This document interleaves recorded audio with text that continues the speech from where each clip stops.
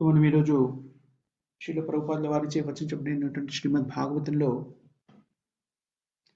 మొదటి స్కందము 4వ అధ్యాయము 3, 4 మరియు 5 శ్లోకాలని చర్చించుకోబోతున్నాం. శౌనకముని యొక్క స్థితిగతుల గురించి మనం నిన్న చర్చించుకున్నాము. సభాధ్యక్షుడిగా శౌనకముని యొక్క అర్హతల గురించి మాట్లాడుకున్నాం. ఆ శౌనకముని సూత గోస్వామిని రకరకాలుగా ప్రశ్నించారు. శ్రీమద్ భాగవతాన్ని శ్రీల వ్యాసదేవుల వారు ఎలాంటి స్థితిలో ప్రవచించారు? ముఖ్యంగా మొదటి ప్రశ్న ఏంటి అంటే, దీన్ని ప్రవచించడానికి కావలసినటువంటి ఆవశ్యకత ఏమిటి? శ్రీ వ్యాసదేవుల వారు కృష్ణదేవాయన వ్యాసునిగా కూడా పిలువబడేటువంటి వ్యాసుడు గొప్ప ముని.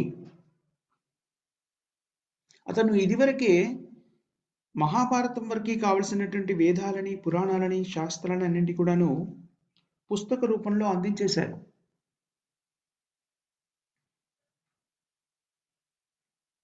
స్త్రీ శరీరంలో ఉన్న ఆత్మలు, శూద్రులుగా జీవిస్తున్నటువంటి ఆత్మలు,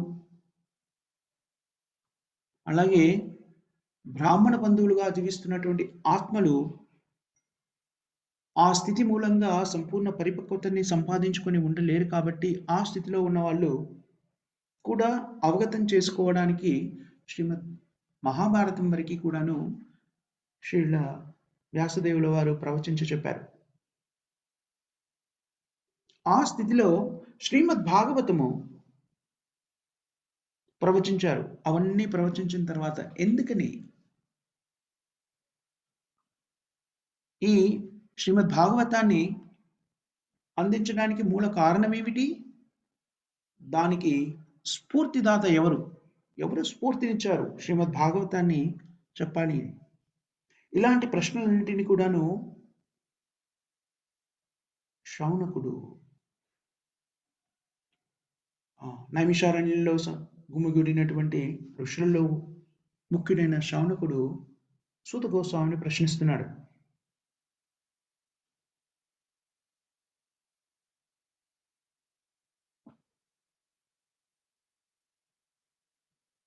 సో సుఖదేవ గోస్వామి గురించి మనం మాట్లాడుకున్నప్పుడు నిన్న కూడా ఒకసారి ఒక మాటగా చెప్పుకున్నాము.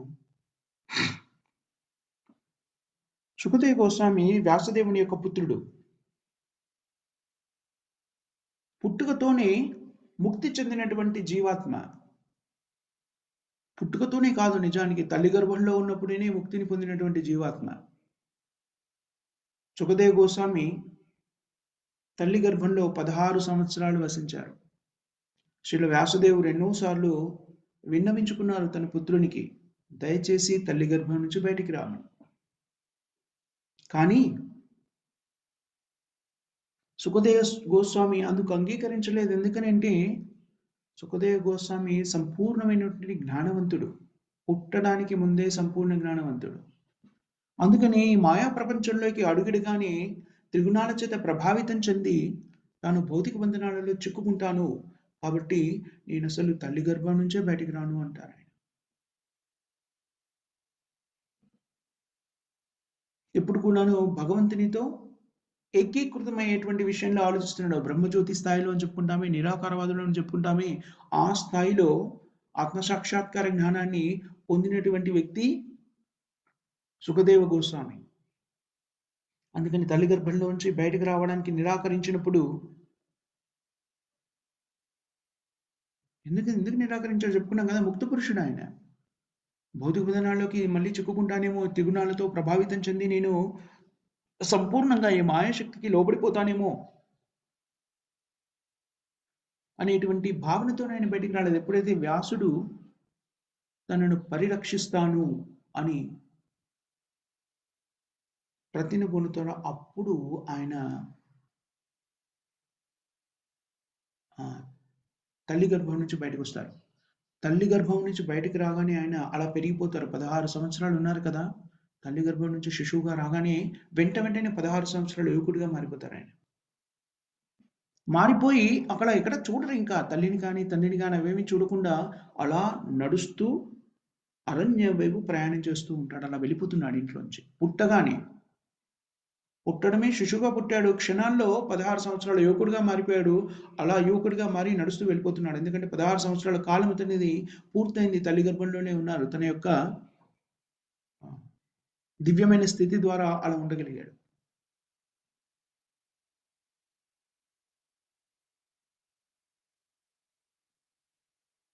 అలాంటి బద్ధజీవుడు, అలాంటి ముక్తజీవుడు ప్రతి క్షణం కూడాను ఆధ్యాత్మిక ప్రగతికి కావలసినటువంటి స్థితుల గురించి ఆలోచిస్తుంటాడు. తానున్న స్థితి నుంచి ఇంకా ఉన్నతమైన స్థితికి ఎలా వెళ్ళాలి అని ఆలోచిస్తూ ఉంటాడు. అలాంటి స్థితిలోనే ఉన్నాడు సుఖదేవ గోస్వామి.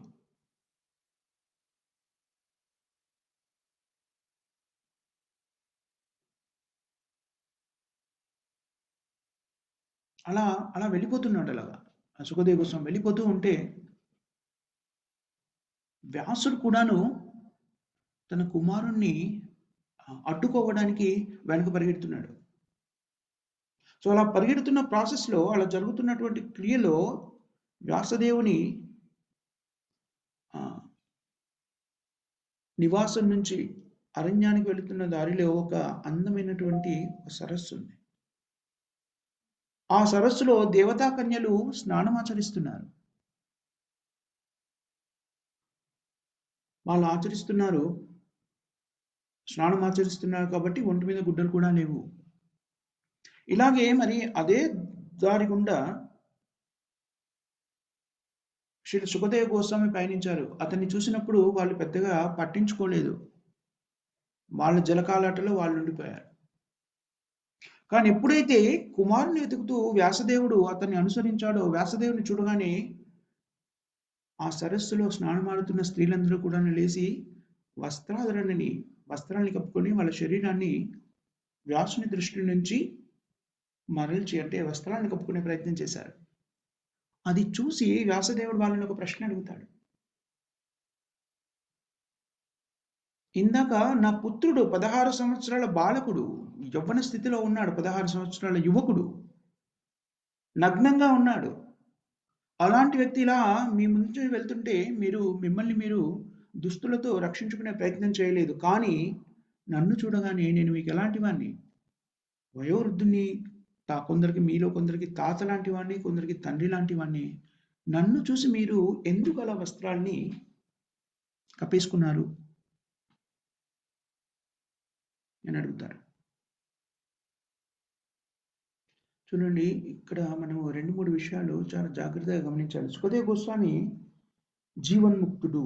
పుట్టుకతోనే ముక్తిని పొందినటువంటి, పుట్టక ముందే ముక్తి మార్గంలో ఉన్నటువంటి వ్యక్తి.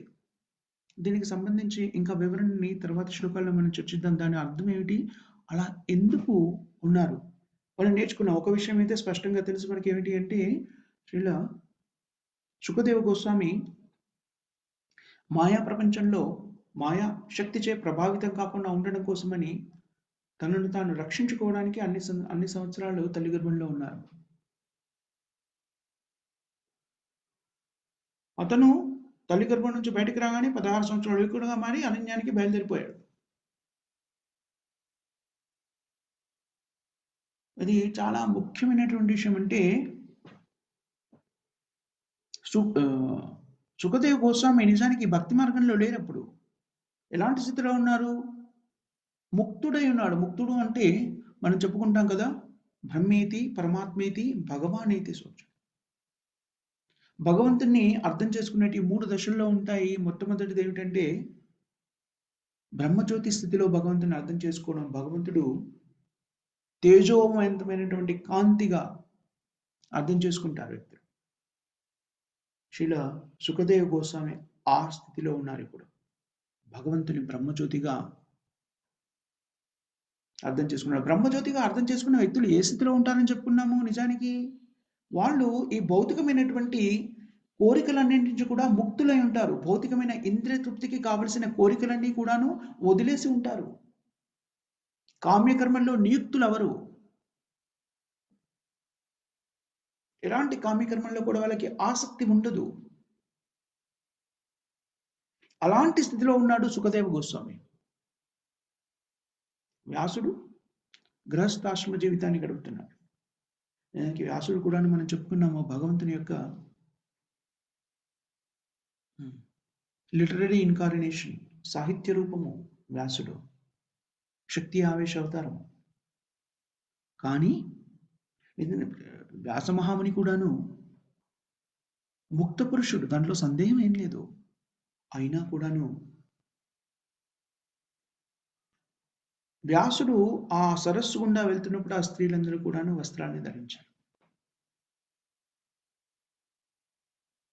స్త్రీ శరీరంలో ఆత్మ ఉన్నప్పుడు ఆ ఆత్మకి ఒక ప్రత్యేకమైనటువంటి గుణం ఉంటుంది. భౌతిక ప్రపంచంలో ఇప్పుడు కూడా స్త్రీ శరీరంలో మాతాజీస్ అందరికీ కూడా తెలుస్తుంది. వాళ్ళకి భగవంతుడు ఒక ప్రత్యేకమైనటువంటి పరిజ్ఞానాన్ని ఇచ్చారు. చూపుల ద్వారానే వ్యక్తి యొక్క మనస్సులో ఏముందో తెలుసుకోగలిగేటువంటి గొప్ప పరిజ్ఞానాన్ని స్త్రీ శరీరంలో ఉన్నటువంటి ఆత్మలకి భగవంతుడు ప్రసాదించాడు. మన దైనందిన జీవితంలో కూడాను స్త్రీలు తమ 12వ ఏట నుంచే పరిస్థితిని చక్కగా అవగతం చేసుకోగలుగుతారు. ఒక పురుషుడు స్త్రీని చూస్తే కూడాను ఏ దృష్టితో ఆ పురుషుడు తమని చూస్తున్నారు అనేటువంటి పరిజ్ఞానాన్ని కలిగి ఉన్న వాళ్ళు స్త్రీలు. స్త్రీ శరీరంలో ఉన్న ఆత్మకి ఆ పరిజ్ఞానం ఉంటుంది. మాతాజీస్ అందరికి కూడా ఏదో ఒక తమ జీవితంలో ఏదో ఒక క్షణం వాళ్ళు గమనించే ఉంటారు. రకరకాల వ్యక్తులు వాళ్ళ వైపు దృష్టి సారించినప్పుడు ఆ వ్యక్తి యొక్క దృష్టిలోని భావాన్ని ఏమీ మాట్లాడకుండానే కేవలం దృష్టి ద్వారానే గ్రహించగలరు. భౌతిక ప్రపంచంలో జీవాత్మలన్నిటికీ కూడాను భగవంతుడు వాళ్ళ వాళ్ళ కోరికలను బట్టి, స్థితులను బట్టి ప్రత్యేకమైనటువంటి శక్తులని ప్రసాదించాడు. మనం ఇంతకుముందు కూడాను శ్రీమద్ భాగవతంలో ఒకానొక చోట చర్చిస్తూ చెప్పుకున్నాము. ప్రతి జీవాత్మకి కూడా ప్రత్యేకమైనటువంటి శక్తిని భగవంతుడు ప్రసాదించాడు. రాబందులు ఉన్నాయనుకోండి, అవి ఎంత దూరం నుంచి చూస్తాయి, వాటి చూపు ఎంత కేంద్రీకృతమైన సాంద్రతతో కలిగి ఉంటుందో చూడండి. దాదాపు 2 నుంచి 3 మైళ్ళ ఎత్తులో అంత పైన ఆకాశంలో ఎగురుతూ భూమి మీద వాటికి కావలసినటువంటి మృతదేహం ఎక్కడ లభిస్తుందో అవి చూడగలుగుతాయి. అంటే వాటి దృష్టి ఎంత సాంద్రతతో కూడుకున్నదో ఆలోచించవచ్చు. అలాగే ఇంకొకటి కూడా చెప్పుకున్నాము, జీవాత్మలకి ప్రత్యేకమైనటువంటి శక్తిని భగవంతుడు ఎలా ప్రసాదిస్తాడు అనే విషయంలో చేపల గురించి మాట్లాడుకున్నాం మనం. చిన్న చిన్న చేపలు ఏవైతే ఉంటాయో, పెద్ద చేపలు, సొర చేపలు అని ఏదైతే పిలుస్తామో వాటిని, అవి చిన్న చిన్న చేపల్ని భుజించేస్తాయి. అవి ఒకే తెగకు చెందినవైనా కూడా చిన్న చేపల్ని పెద్ద చేపలు భుజిస్తాయి, అది మనకు తెలుసు. అయితే ఆ చిన్న చిన్న చేపలకి భగవంతుడు ఒక పరిజ్ఞానాన్ని ఇచ్చాడు. సొర చేప 2 కిలోమీటర్ల దూరంలో ఉన్నప్పుడే అది తమ వైపు వస్తుంది అనేటువంటి సంకేతాన్ని ఈ చిన్న చేపలు గ్రహించగలుగుతాయి. తద్వారా తమను తాము రక్షించుకుంటాయి. అలాగే భౌతిక ప్రపంచంలో ఉన్నటువంటి జీవాత్మలన్నిటి కూడాను వాటి శరీరాన్ని బట్టి మనకి తెలుసు, జీవాత్మకి ఆ శరీరం ఎందుకు ఇవ్వబడింది. వాళ్ళ వాళ్ళ కోరికలను బట్టి జీవాత్మక శరీరం ఇవ్వబడింది. ఆ శరీరంలో ఉన్నప్పుడు తమ కోరికలను తీర్చుకునే పద్ధతిలో ఏవైనా కూడాను అవసరాలు ఏవైతే ఉన్నాయో, పరిజ్ఞానం ఏదైతే అవసరమవుతుందో ఆ పరిజ్ఞానాన్ని, ఆ ప్రత్యేక పరిజ్ఞానాన్ని భగవంతుడు వాళ్ళకి ప్రసాదించారు. ఇక్కడ కూడాను స్త్రీలందరూ కూడాను వ్యాసదేవుని చూడగానే తమను తాము పరిరక్షించుకునే ప్రయత్నం చేశారు, దుస్తులు ధరించి. ఎందుకని? వ్యాసదేవుడు గృహస్థాశ్రమంలో జీవిస్తున్నాడు. అందుకని అతనికి స్త్రీ పురుషుల మధ్య ఉన్నటువంటి భేదము తెలుసు. కానీ సుఖదేవ గోస్వామి తాను నగ్నంగా ఉన్నారు, స్త్రీలు నగ్నంగా ఉన్నారు. అయినా కూడాను సుఖదేవ గోస్వామి అసలు దాని వైపు దృష్టిని కూడా కేంద్రీకరించలేదు, చలించలేదు. స్త్రీలు కూడా అలాంటి వ్యక్తిని చూసి వాళ్ళు కూడా ఎలాంటి ప్రతిచర్యను చేయలేదు. చాలాసార్లు మనము శ్రీమద్ భాగవతాన్ని, భగవద్గీతని చదువుతున్నప్పుడు ఈ శ్లోకంలో కూడా చెప్పబడింది. ఏమని? శౌనకుని యొక్క ఒకానొక ప్రశ్న ఏమిటి అంటే, స్త్రీలు, శూద్రులు మరియు ద్విజబంధువులు అందరికీ కూడాను అవగతమయ్యేందుకు చక్కగా మహాభారతం వరకు కూడాను వ్యాసుడు స్పష్టంగా వివరించి చెప్పారు. శ్రీమద్ భాగవతాన్ని ప్రవచించాల్సినటువంటి అవసరం ఏర్పడింది అని. ఇక్కడ ఈ సంబోధన చేస్తున్నప్పుడు శౌనక ముని చెప్పడం కానీ చాలాసార్లు మనం వేదశాస్త్రాలు కూడా చదువుతూ ఉంటాం. ఎందుకని స్త్రీలు, శూద్రులు మరియు ద్విజబంధువులు అల్పజ్ఞులు అయి ఉంటారు అని. చాలామంది మాతాజీస్ అది అదేలాగా అనుకుంటూ ఉంటారు, అంటూ ఉంటారు. అది సహజంగా వచ్చేటువంటి ప్రశ్న. కానీ విషయం ఏమిటంటే ముఖ్యంగా స్త్రీల విషయానికి వస్తే వాళ్ళకి ప్రకృతి వాళ్ళ కోరిక ప్రకారం మనము ప్రతిసారి కూడాను దీన్ని సంభాషిస్తున్నప్పుడు ఎలా సంభాషించాలి అంటే స్త్రీ శరీరంలో ఉన్న ఆత్మ, పురుష శరీరంలో ఉన్న ఆత్మ. ఎందుకంటే పురుషుడు కానీ స్త్రీ కానీ బాహ్య రూపము, అంతర్గతంగా అన్నీ కూడా జీవాత్మనే. మనం ఇలా ప్రసంగించడం ద్వారా ఏమవుతుంది అంటే మనకి నేను శరీరం కాదు ఆత్మ అనేటువంటిది మెల్లమెల్లగా మన హృదయంలో స్థిరపడిపోతుంది. ఈ ప్రశ్నకి కూడా మూల కారణం ఏంటంటే మనను మనము ఈ శరీరంతో గుర్తించుకోవడం మూలంగా ప్రశ్న ఉద్భవిస్తుంది. కానీ నేను ఈ శరీరాన్ని కాదు, నేను పురుషుడిని స్త్రీని అని కాదు, నేను ఈ శరీరమే కాదు, నేను ఆత్మని అనేటువంటిది మనం అవగతం చేసుకున్నట్టయితే దాన్ని మాత్రమే హృదయంలో ఉంచుకుంటే ఈ ప్రశ్న నిజానికి ఉద్భవించదు. కానీ సహజంగానే మనం ఉన్న స్థితి మూలంగా కానివ్వండి, పరిసరాలు కానివ్వండి, చెప్పేవాళ్ళు కూడా స్త్రీ అని మాత్రమే చెబుతారు. స్త్రీ శరీరంలో ఉన్నటువంటి ఆత్మ, ఆ ఆత్మ స్త్రీ శరీరంలో ఎందుకుంది? తన కోరికలని, ఆ ఆత్మ యొక్క కోరికలు సఫలీకృతం అవ్వడానికి, అవి సఫలీకృతం అవ్వడానికి కొన్ని రకాలమైనటువంటి కార్యక్రమాలు నిర్వర్తించవలసి ఉంటుంది. స్త్రీకి ప్రకృతి, స్త్రీ శరీరంలో ఉన్న ఆత్మకి ప్రకృతి అనేకమైనటువంటి బాధ్యతలను అప్పగించింది. ఒక్కొక్క శరీరంలో ఉన్నప్పుడు ఒక్కొక్క రకమైన కార్యక్రమాలు చేయడానికి ఆత్మని నిర్దేశించబడింది. ఆత్మ తన గుణాలను బట్టి, తన కోరికలను బట్టి తాను ఏమేం కోరుకుంటుంది, వాటిని ఎలా తీర్చుకోవాలి అనేటువంటి కోరికలతో ఉందో దాన్ని బట్టి వాటికి శరీరం ఇవ్వబడింది. ఆ శరీరంలో ఉన్నప్పుడు ప్రకృతి నియమాలు కొన్ని నిర్దేశించబడ్డాయి ఆత్మకి. ఎవరైనా అడిగారనుకోండి,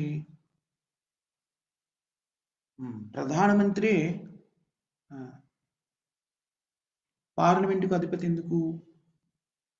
అలా నియమించబడింది. చట్టం అలా నిర్ణయించబడింది. ప్రధానమంత్రి కూడా మనిషే కదా, ఆయన చెప్పిన దానివో శాసనంలాగా అందరూ పాటిస్తున్నారు. నేను ఎంత అరిచేస్తున్నాను ఇక్కడ కూర్చొని, నా రూమ్లో కూర్చొని ఎవరు వినట్లేదు. ఎందుకంటే ప్రధానమంత్రి స్థితిలో ఉన్నప్పుడు ఆయన కొన్ని అధికారాలు కట్టబెట్టబడ్డాయి. ఆ అధికారంతో ఆయన చెప్తున్నారు.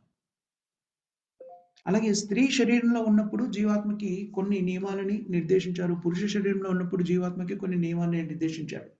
పశు శరీరంలో ఉన్నప్పుడు జీవాత్మకి కొన్ని నియమాలను నిర్దేశించారు.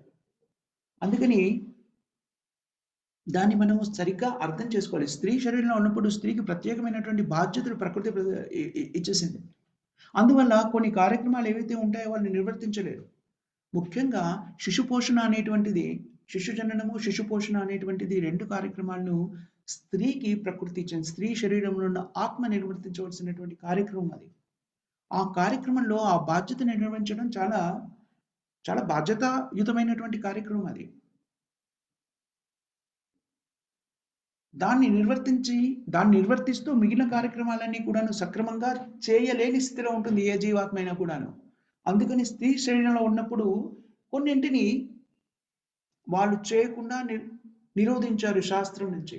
అన్ని వాళ్ళకి చేయాలనే బాధ్యతలు అప్పగిస్తే దేంట్లో కూడా వాళ్ళు సఫలీకృతులు కాలేరు. అలాగే పురుషుడు చేసే కార్యక్రమాలు పెద్దగా ఏముండవు. స్త్రీ శిశు జననంలో ప్రాథమికంగా పురుషుడు పాలు పంచుకున్నప్పటికీ తరువాత స్త్రీ ఎక్కువ శ్రమని భరించాల్సి ఉంటుంది. బాధ్యతను ఎక్కువగా ఉంటుంది స్త్రీ శరీరంలో ఉన్న జీవాత్మకి. అందుకని పురుష శరీరంలో ఉన్న జీవాత్మలకి ఈ పరిజ్ఞానాన్ని సంతరించుకొని దీని ప్రకారంగా జీవితాన్ని కొనసాగిస్తూ తనతో పాటు స్త్రీ శరీరంలో ఉన్నటువంటి జీవాత్మని కూడా తనతో పాటు ఆధ్యాత్మిక ప్రగతి నొందేలాగా తోడ్పడాల్సిన బాధ్యతని పురుష శరీరంలో ఉన్న జీవాత్మకి ప్రకృతి నిర్దేశించింది. అదే శాస్త్రంలో చెప్పబడింది. ఇక్కడ మనని కాదు, మనము అంటే ఎవరో, మనము ఆత్మని, మనని వ్యతిరేక భావనతో చూడడం కానీ లేకపోతే పార్షియాలిటీ అంటారు చూడండి, ఒక ప్రత్యేకమైనటువంటి అభిమానం ఒక వర్గానికి చూపించడం అలాంటిది కాదు. ఎందుకంటే మనం జీవాత్మలుగా ఇప్పుడు పురుషుల శరీరంలో ఉండొచ్చు, మన కోరికలు నశించకపోతే భక్తి మార్గంలో లేకుండా ఇంకా రకరకాల కోరికలు ఉంటే స్త్రీ శరీరంలోకి వచ్చు. ఇప్పుడు స్త్రీ శరీరంలో ఉండొచ్చు, మరు జన్మలో పురుష శరీరంలోకి వెళ్ళిపోవచ్చు. కేవలం జీవాత్మ కదా. ఈ అనుభూతులన్నీ కూడా చెందుతున్నది ఏమిటంటే జీవాత్మ. శరీరం మృతకము, ఎప్పుడు కూడా నశించిపోయే ఉంటుంది. జీవాత్మ ఎలాంటి అనుభూతుల్ని చెందాలనుకున్నదో దాన్ని బట్టి ప్రకృతి మనకి శరీరాన్ని ప్రసాదించింది.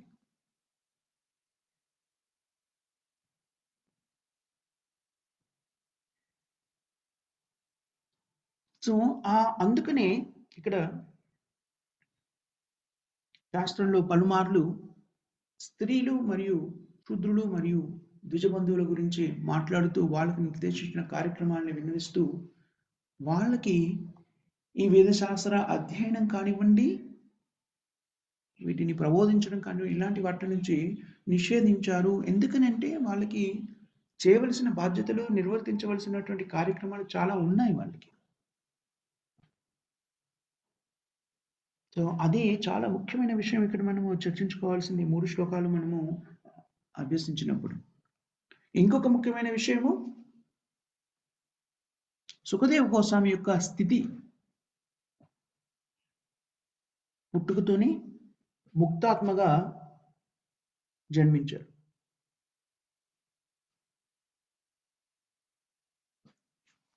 ఇంకో ప్రశ్న ఏమడిగారు? శౌనకముని ఏమడిగారు? ఇంకో ప్రశ్న, ఏ స్థితిలో శ్రీమద్ భాగవతాన్ని చెప్పాల్సినటువంటి అగత్యం ఏర్పడింది?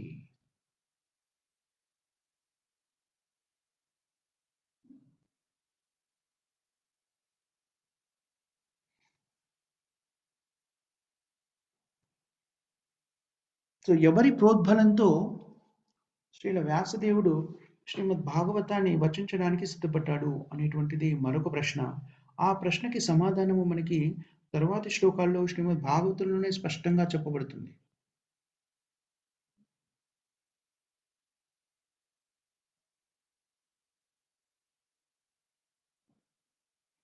సో మనం ఇంతకుముందు కూడా కొన్నిసార్లు చర్చించుకున్నాము. వ్యాసదేవుడు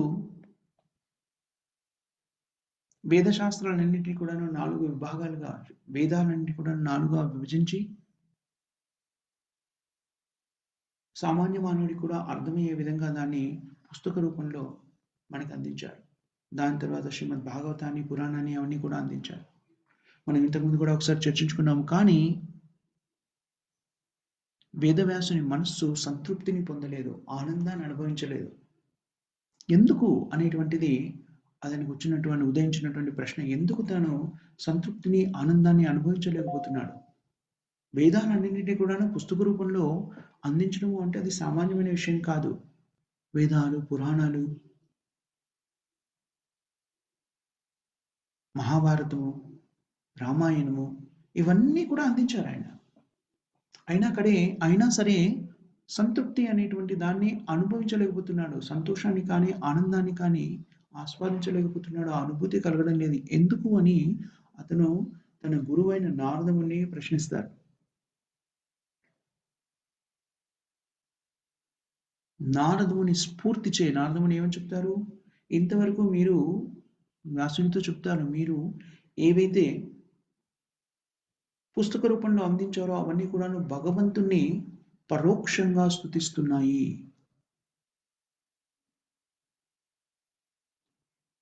నిజంగా వ్యాసుడు వేదాలన్నీ రచించిన తర్వాత వేదాంత సూత్రాలు కూడా రచించాడు. వేదాంత సూత్రాన్ని కూడా వ్యాసదేవుడు ఇచ్చాడు. గుహ్యంగా వేదాలన్నీ చదవడానికి వేదాలలో ఉన్నటువంటి అర్థాన్నంతా కూడా గుహ్య రూపంలో సూత్రాలుగా అందించారు. సిద్ధాంతీకరిస్తాను చూడండి. మనము ఆధునిక విజ్ఞాన శాస్త్రంలో కూడా మనము చాలా పెద్ద పెద్ద వివరణ అంతా కూడాను సిద్ధాంత రూపంలో 2-3 వాక్యాల్లో చెప్పేస్తూ ఉంటాము. దాన్ని మ్యాథమెటికల్గా రిప్రజెంట్ చేస్తే ఒక సూత్రంగా చెప్పేస్తుంటాం, ఒక ఫార్ములాగా. అదేవిధంగా వేదాల యొక్క సారాన్నంతా కూడాను వేదాంత సూత్రాల్లో ఇమ్మడింపజేసి అవి కూడా అందించారు వేదవ్యాసులు. అయినా కూడాను అతనికి సంతృప్తి లేదు. ఆ స్థితిలో ఉన్నప్పుడు నారదుడిని ప్రశ్నించాడు. తన గురువైన నారదుడిని తన స్థితికి కారణమేమని ప్రశ్నించినప్పుడు భగవంతుని అనుజ్ఞచే నారదముని ద్వారా వ్యాసుడు స్ఫూర్తి చెందుతాడు. ఏమని? ఇంతవరకు వ్యాసుడితో చెప్పించబడుతుంది. వ్యాసుడికి నారదునిచే చెప్పించబడుతుంది. ఏమని? ఇంతవరకు నువ్వు ప్రవచించినవన్నీ కూడాను భగవంతుని యొక్క పరోక్ష రూపంలో భగవంతుని స్తుతించావు. ఇప్పుడు భగవంతుని ప్రత్యక్ష రూపంలో స్తుతించు అంటే వేదాంత సూత్రాలకి భాష్యాన్ని భాగవతంగా అభివర్ణించు అని నారదుడు వ్యాసుని ఆదేశిస్తారు.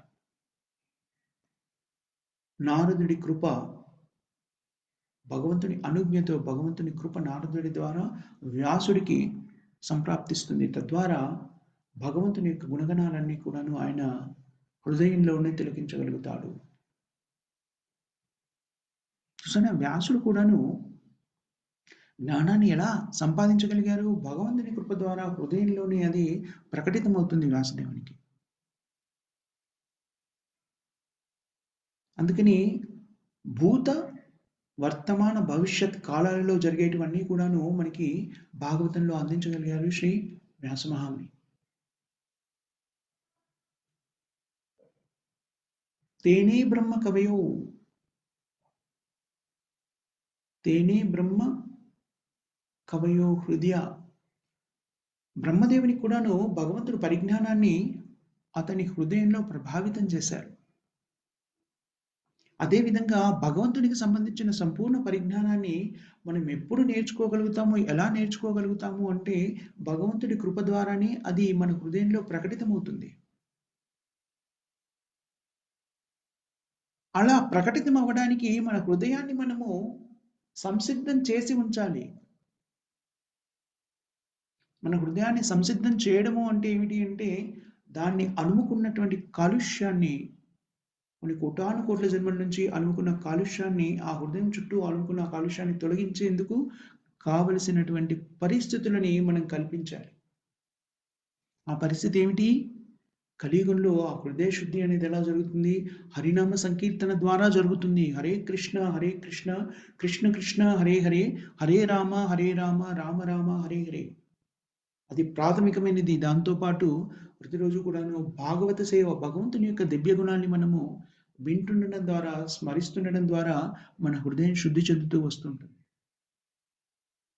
అలాంటి స్థితిలో మనము భగవంతుని యొక్క పరిజ్ఞానాన్ని సంపూర్ణంగా అవగతం చేసుకోగలుగుతాము. అది మనకి భగవంతుడే మన హృదయంలో ప్రకటితం చేస్తారు. అది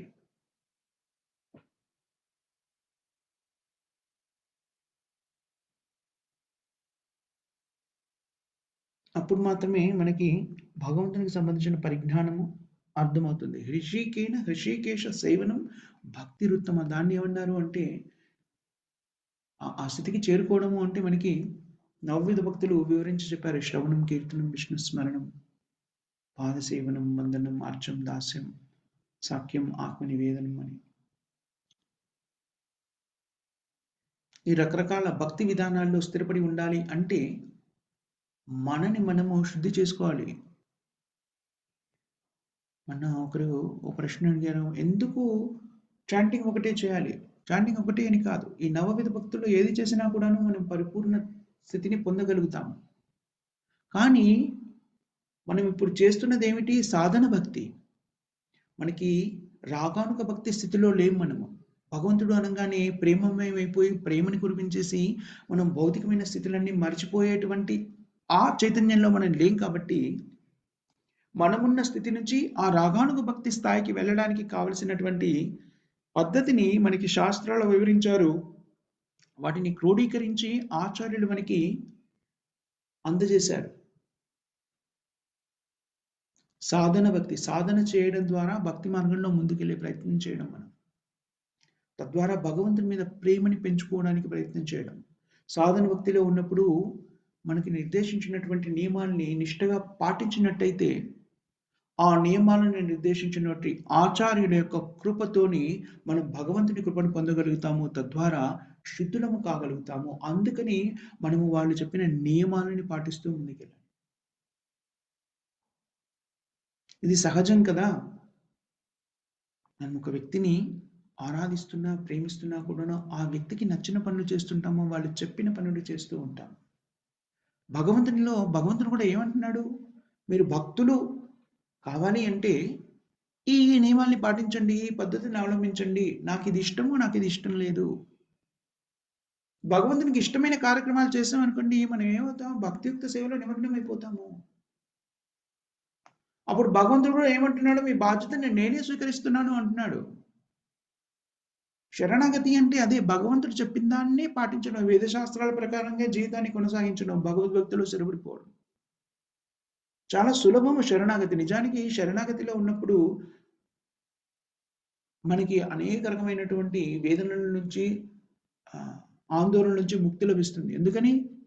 చిన్న బాలుడు ఉన్నాడనుకోండి, మళ్ళీ మనం చాలా సార్లు చిన్న బాలుల గురించి మనం చెప్పుకుంటాము. ఎందుకంటే మనస్థితి కూడా ఆ భగవంతుని దృక్కోణం నుంచి ఆలోచిస్తే అంతకన్నా తక్కువ స్థాయిలోనే ఉంటుంది. చిన్న బాలులాగానే ప్రవర్తిస్తాం మనం కూడా. నేను కూడా ఒకసారి బాలుల గురించి ఉప శిశువుల గురించి మనం చెప్పుకున్నాము. బాల్యావస్థలో ఉన్నటువంటి శిశువులు సముద్రపుటున ఇలా ఇల్లు కడతారు. అవి అలా కూలిపోతూ ఉంటాయి. క్షణాల్లో వాటిని చూసి జ్ఞానులైన వారు పెద్దవాళ్ళు ఇప్పుడు కూడాను అయ్యయ్యో పోయిందని ఏడుస్తూ కూర్చోరు దాన్ని. అలలు క్షణాల్లో వచ్చి తీసుకెళ్ళిపోతాయి. అదేవిధంగా భౌతిక ప్రపంచంలో మనము ఇటుక, సిమెంటు ఇలాంటివన్నీ పెట్టి కట్టుకుంటున్నటువంటి ఇండ్లు కూడాను అలాగే కొద్ది కాలం, కొంత ఎక్కువ కాలం ఉండి అవి కూడాను నశించిపోతాయి. ఆ ఇల్లు అవే కాదు, మన కీర్తి, ప్రతిష్ట, ధనము అన్నీ కూడాను ఇంక్లూడింగ్ మన శరీరం కూడా నశించిపోతుంది. ఆ పరిజ్ఞానాన్ని మనం కలిగి ఉన్నప్పుడు మనం వాటి గురించి చింతించము అని చెప్పుకున్నాం.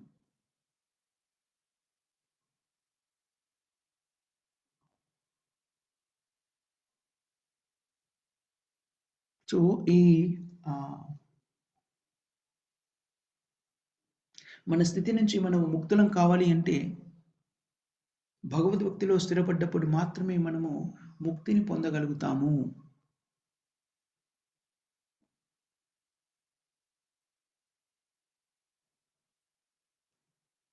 ఆ స్థితిని పొందడానికి ఇక్కడ సుఖదేవ గోస్వామి నిజానికి ఆ స్థితిలో ఉన్నారు ఆయన. అందుకని ఆ స్థితిలో ఉన్నారు కాబట్టి జన్మ కన్నా ముందే తల్లి గర్భం నుంచి బయటకు రావడానికి ముందే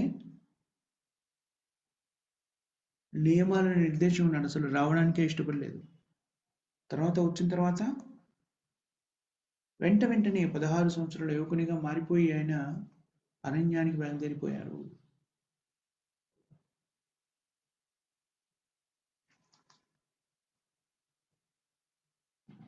భగవద్జ్ఞానాన్ని మనం పొందాలి అంటే ఈ స్థితి తప్పకుండా ఉండాలి. మనం ఇందాక చెప్పుకున్నాం కదా, నవవిధ భక్తులు ఏవైతే ఉన్నాయో మనం ముఖ్యంగా జపం గురించి మనం మాట్లాడుకున్నప్పుడు అది మాత్రమే ఎందుకు చేయాలి అంటే మనకి ఆచార్యులు ఆదేశించారు కాబట్టి. మనం ఏం చెప్పుకుంటున్నాము అంటే మనం శరణాగతి పొందినప్పుడు ఆందోళన నుంచి విముక్తులం అవుతాం. ఎలాగైతే శిశువు ఉన్నాడు అనుకోండి, తల్లిదండ్రుల సంరక్షణలో ఉన్నప్పుడు వాడికి ఏ టెన్షన్ ఉండదు. ఆకలేస్తుందా అడిగేసి అమ్మకి అమ్మ అన్నం పెట్టేస్తుంది. ఏదైనా వస్తువులు కావాలా అడిగేసి నాన్న తెచ్చిచ్చేస్తారు. వాడికి ఆలోచన ఉండదు. ఈ వస్తువు కొనాలంటే ఇన్ని డబ్బులు కావాలి, దాన్ని ఎక్కడి నుంచి సమకూర్చుకోవాలి, ఎలా కష్టపడి అవన్నీ ఏమీ ఉండవు. క్విక్‌గా వచ్చేస్తుంది. ఎందుకని? పూర్తిగా తల్లిదండ్రుల సంరక్షణలో ఉన్నప్పుడు శిశువు తనకు కావాల్సినన్నిటిని చూసుకునే బాధ్యత ఎవరి మీద ఉంటుంది? తల్లిదండ్రుల మీద ఉంటుంది. వాడు హ్యాపీగా ఆడుకుంటుంటాడు. ఆ మేలే కాతుడు ఎవరైనా. ఆ శిశువు హాయిగా ఆడుకుంటున్నాడు. తల్లిదండ్రుల మీద పూర్తిగా ఆధారపడి ఉన్నప్పుడు ఎలాంటి ఆందోళన ఉండదు. దాన్ని ఎలా సమకూర్చుకోవాలి, ఎంత కష్టపడి ఇవన్నీ కూడా.